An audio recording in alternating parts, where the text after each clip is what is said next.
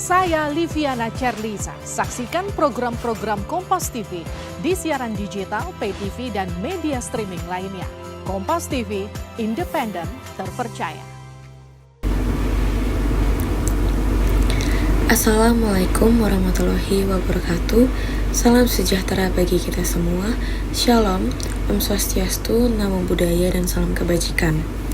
Perkenalkan, nama saya Gizi Lebiwa dengan nomor induk mahasiswa 2052 40232. Dalam video ini saya akan mengerjakan tugas untuk memenuhi nilai ujian tengah semester dalam mata kuliah Hukum Pidana dengan Dr. Heri Firmansyah, SH MHum MPA kelas B.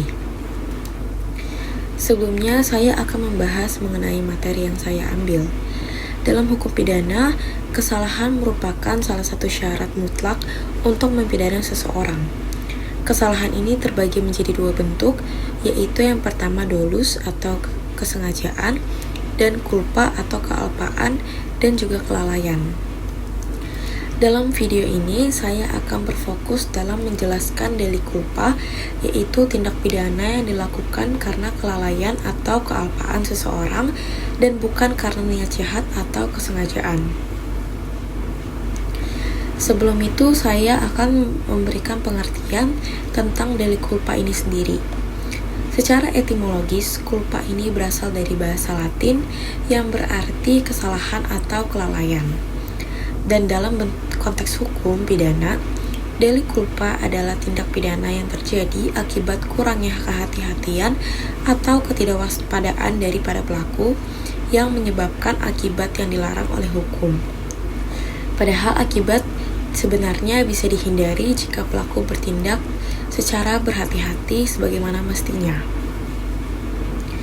Dalam delik culpa terdapat beberapa unsur, yaitu yang pertama, adanya suatu tindakan atau perbuatan yang menyebabkan kerugian atau bahaya pada korban. Lalu yang kedua, adanya perbuatan tersebut dilakukan tanpa kesengajaan, tetapi akibat yang terjadi merupakan akibat langsung dari tindakan pelaku. Lalu yang ketiga, pelaku bersikap lalai, ceroboh, atau tidak berhati-hati sehingga ia dapat dinilai tidak bertindak sebagaimana mestinya. Lalu yang keempat, adanya kemampuan untuk membayangkan dan menghindari akibat. Artinya, akibat tersebut bisa dicegah jika pelaku bertindak sesuai standar kehati-hatian.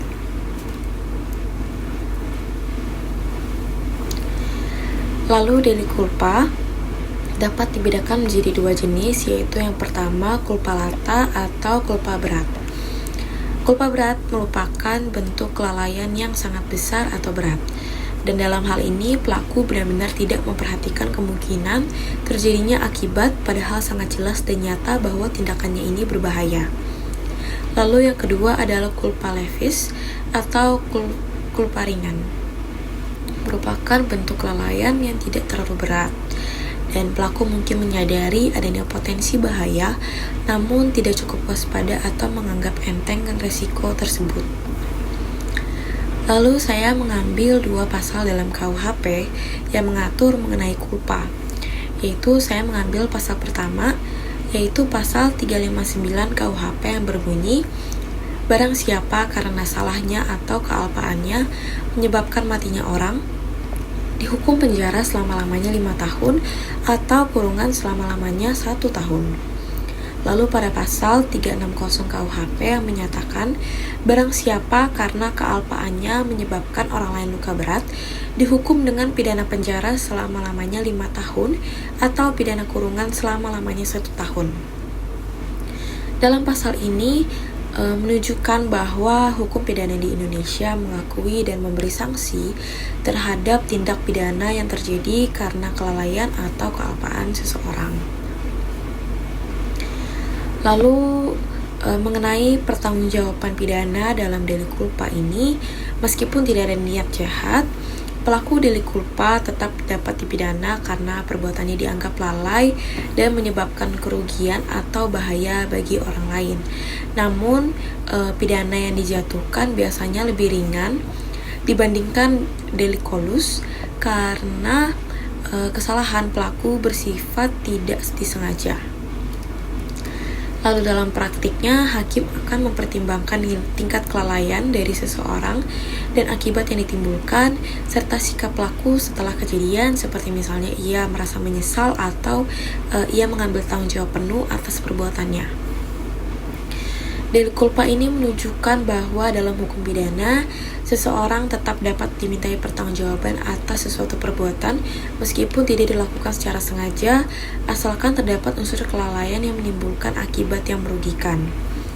Prinsip ini penting untuk menjaga tanggung jawab sosial dan juga kehati-hatian seseorang dalam bertindak, terutama di bidang-bidang yang menyangkut keselamatan publik seperti pekerjaan umum, kesehatan, dan juga lalu lintas. Sebelumnya, saya akan menjelaskan apa sih itu malpraktik medis. Malpraktik medis adalah kesalahan atau kelalaian yang dilakukan oleh tenaga medis dalam memberikan pelayanan kesehatan yang mengakibatkan adanya kerugian atau cedera bagi pasien. Malpraktik bukan hanya tentang kesalahan teknis dalam tindakan medis, tetapi juga bisa berupa pengabaian terhadap standar prosedur, keterlambatan diagnosis, atau pengobatan yang salah. Contoh kasus malpraktik medis yang sering kali ditemukan yaitu yang pertama, seorang pasien menjalani operasi namun dokter salah mengambil organ. Kedua, dokter memberikan resep obat yang salah yang berakibat pada reaksi alergi parah terhadap pasien. Lalu yang ketiga, keterlambatan dalam mendiagnosis kanker sehingga penyakit tersebut menjadi tidak tertangani pada tepat waktu. Lalu penyebab umum dari malpraktik medis ini yang pertama kurangnya komunikasi antara tenaga medis dan juga pasien. Yang kedua, kelelahan atau beban kerja berlebihan pada dokter atau perawat. Yang ketiga, kurangnya pelatihan atau kompetensi. Yang keempat, sistem rumah sakit yang tidak efektif dalam mendukung kerja tenaga medis. Lalu dampak malpraktik yang pertama itu, pasien bisa mengalami luka fisik, gangguan psikologis, bahkan kematian. Yang kedua, tenaga medis bisa dikenai sanksi hukum, dicabut izin praktiknya, sehingga dikenai gugatan perdata. Lalu yang terakhir adalah menurunnya kepercayaan masyarakat terhadap pelayanan kesehatan yang ada di masyarakat. Berdasarkan materi yang sudah saya jelaskan ini, saya mengambil kasus malpraktik medis yang menimpa almarhumah Siti Dewi Darmoko di Rumah Sakit Pondok Indah atau RSPI pada tahun 2005. Latar belakang kasus ini pertama pada 12 Februari 2005, Sita Dewi Darmoko menjalani operasi pengangkatan tumor ovarium di Rumah Sakit Pondok Indah atau RSPI. Hasil awal pemeriksaan patologi anatomi atau PA menunjukkan bahwa tumor tersebut bersifat jinak. Namun setelah sampel tumor dikirim untuk pemeriksaan lanjutan, hasil PA pada tanggal 16 Februari 2005 menunjukkan bahwa tumor tersebut bersifat ganas. Namun sayangnya, hasil pemeriksaan ini tidak disampaikan kepada Sita maupun keluarganya, sehingga penanganan medis selanjutnya terhambat untuk dilakukan. Setelah 1 tahun kemudian, pada 16 Februari 2006, Sita mengeluhkan adanya benjolan di sekitar perutnya. Lalu setelah dilakukan CT scan, ditemukan bahwa ia menderita kanker stadium 4.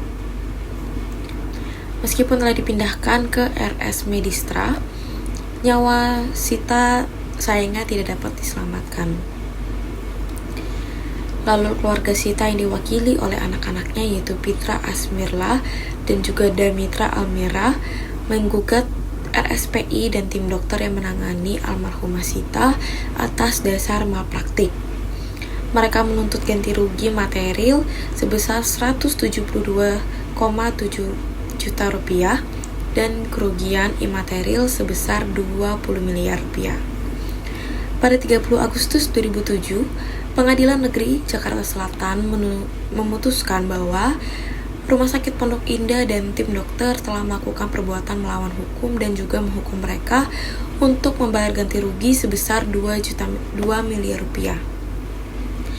Putusan ini dikuatkan oleh Pengadilan Tingkat Jakarta pada tanggal 27 November 2008. Namun pada tingkat kasasi, MA atau Mahkamah Agung memutuskan untuk mengurangi jumlah ganti rugi menjadi 200 juta rupiah dan juga membebaskan para dokter dari tanggung jawab hukum. Kemudian keluarga Sita mengajukan peninjauan kembali atau PK pada 2 Februari 2012. MA atau Mahkamah Agung mengabulkan permohonan PK tersebut dan juga mengembalikan jumlah ganti rugi menjadi 2 miliar rupiah. Serta menyatakan bahwa PT Binara Guna Medik Tama yang sebagai pengelola RSPI dan juga tim dokter bertanggung jawab secara tanggung renteng atas kerugian yang diderita oleh keluarga almarhumah Sita. Lalu berdasarkan putusan Mahkamah Agung dalam putusan PK nomor 515 PK /PDT /2011 menyatakan bahwa Rumah Sakit Pondok Indah dan tim dokter telah melakukan perbuatan melawan hukum dan juga menghukum mereka untuk membayar ganti rugi material dan imaterial sebesar 2 miliar rupiah secara tanggung renteng kepada keluarga Sita Dewi Darmoko. Dalam kasus malpraktik yang melibatkan pasien bernama Sita Dewi Darmoko ini, Mahkamah Agung atau MA mengeluarkan putusan peninjauan kembali PK pada 2 Februari 2012. Majelis Hakim menyatakan bahwa Rumah Sakit Pondok Indah atau RSPI telah melakukan perbuatan melawan hukum dan menghukum mereka untuk membayar ganti rugi sebesar 2 miliar rupiah. Putusan ini mengacu pada ketentuan dalam Kitab Undang-Undang Hukum Perdata atau KUH Perdata, khususnya pasal 1365 yang mengatur tentang perbuatan melawan hukum dan akibat hukumnya. Selain itu, dalam perkara ini juga diterapkan ketentuan dalam Kitab Undang-Undang Hukum Acara Perdata atau KUH Perdata yang mengatur prosedur gugatan perdata termasuk mengenai gugatan ganti rugi akibat perbuatan melawan hukum. Proses hukum ini dimulai dengan gugatan dari keluarga pasien pada tahun 2005 dan berlanjut hingga putusan PK pada tahun 2012.